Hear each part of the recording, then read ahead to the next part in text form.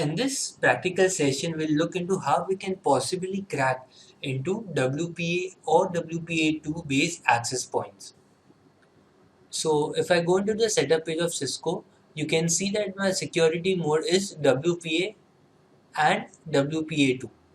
I'm not using WEP, I'm using WPA or WPA2. So let's go to our favorite Kali Linux machine,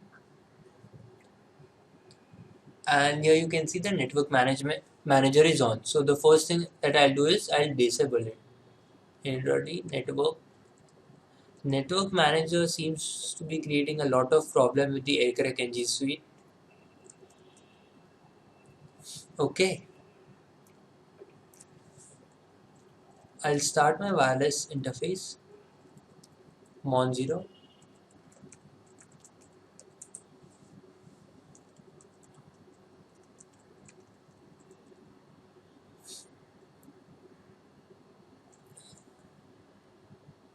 Okay, I'll just verify if the mon 0 is up and running, and yes it is. So let's run an aerodump command and see the available wireless devices in my vicinity.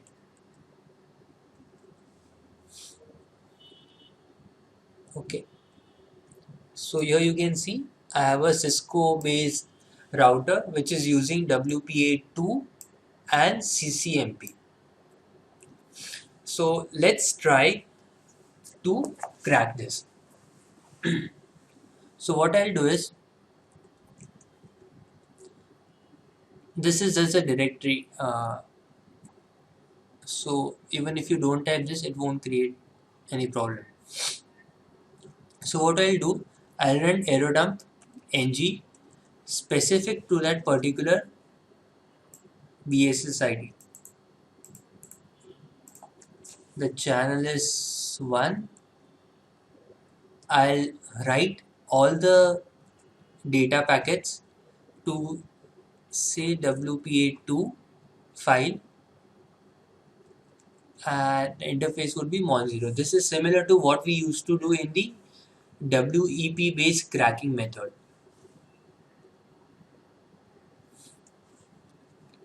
So it is sending out beacon frames, and here you can see there are no client associated with it. What we are interested in a WPA handshake capture. So whenever some client connects to this WPA2 network, there occurs a four-way handshake. And if any client connects to the network, we'll be able to capture the four-way handshake.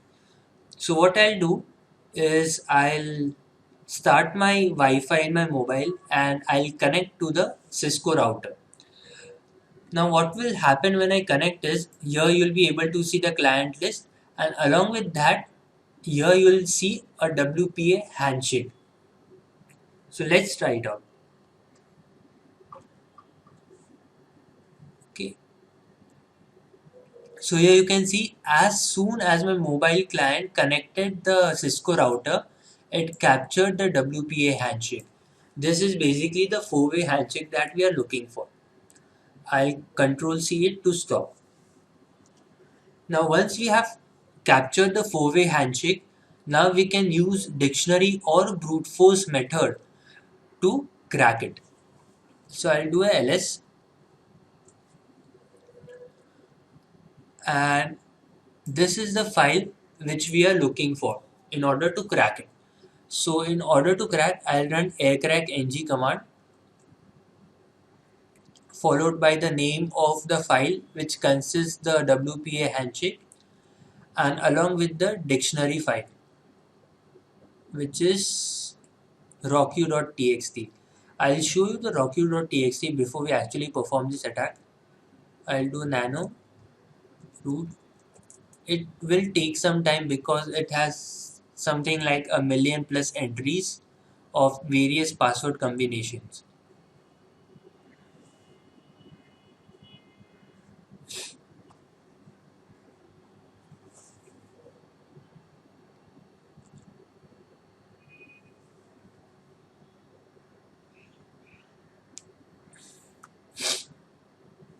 Till the time it loads, I'll just explain you this command. So what this command will basically do is, It will see the password, or it will grab the password from the rocky.txt file, and it will try to apply that password to the four-way handshake, and it will verify if the password is right or wrong. So here you can see there are thousands of entries of different types of passwords. It is basically a possible type of passwords which might be common among various access points.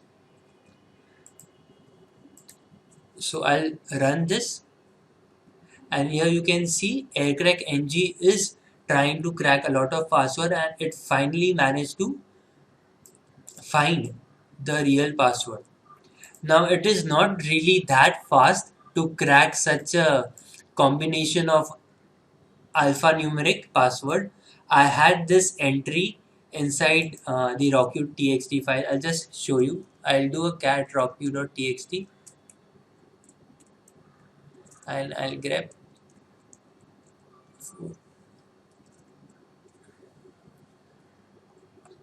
So here you can see I had manually entered my password between one of the entries inside the rocky.txt, and that is the reason it was able to crack it. Now the problem is, if you do not have one of the valid entries, then you won't be able to crack it. So one of the solution is you need to have a very big password file, typically of hundreds of millions of passwords, and hope that one of the passwords would be the valid password for the access point. If you're using some kind of a brute force method, as said, it might take few minutes, or it might even take lifetime to hack into the WPA2 based network. So we are really hoping if some kind of a solution comes up which can really speed up the WPA2 cracking process. So this is basic about WPA2 cracking. We'll be looking into various other passive based method through which we can crack WPA2. So I hope you got the basic information behind WPA2 cracking, and please try it in the practical session in your own labs. And thank you very much for watching.